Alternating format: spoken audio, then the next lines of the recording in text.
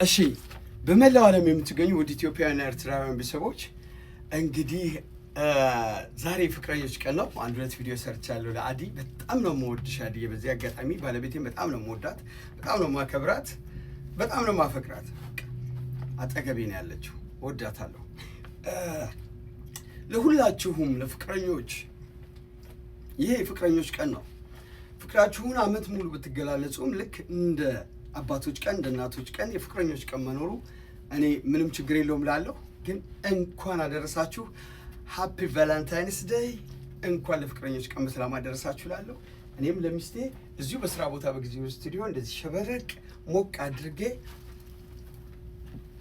በርከክ ብዬ ሃፒ ቫለንታይንስ ዴይ ለማለት ሞክራለሁ። አዲዬ ሃፒ ቫለንታይንስ ዴይ። ይሄው ያለውን ልቤን ሰጥቻለሁ።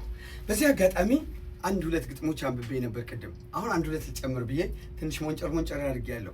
እንዲህ ልበል እስኪ። አዲ ተገልጻ ተነባ የምታልቅ አይደለችም። ግን እንዲህ ልበልና ልጨምርላት። ልክ እንደ አባባሉ መወለድ ቋንቋ ነው። ያንቺን ወዳጅነት ማንም ሰው አይተካው። በእናት ወይም በአባት ምንም ባንገናኝ ከሁሉም በላይ ነሽ ለቃላቶች ታማኝ።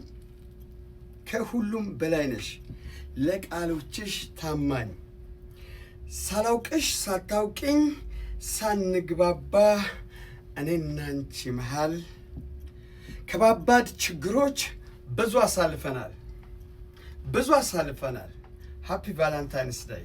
እወድሻለሁ። የኔ ያሉት እንኳን የራስ ስጋ ዘመድ ልቡ ክፋት ወርሶት ተራምዶን የሚሄድ በበዛበት ዓለም ጠፍቶ የሚተዛዘን ፍቅር በእኛ ነግሶ ሁሉን አሸንፈን አይ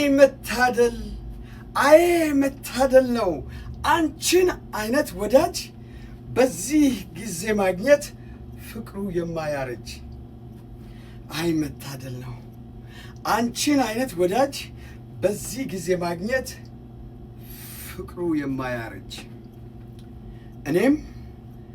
እኔም በእኔ ቀናሁ ባለን ግንኙነት ጊዜ የማይለውጠው ይህ ነው ባልና ሚስት።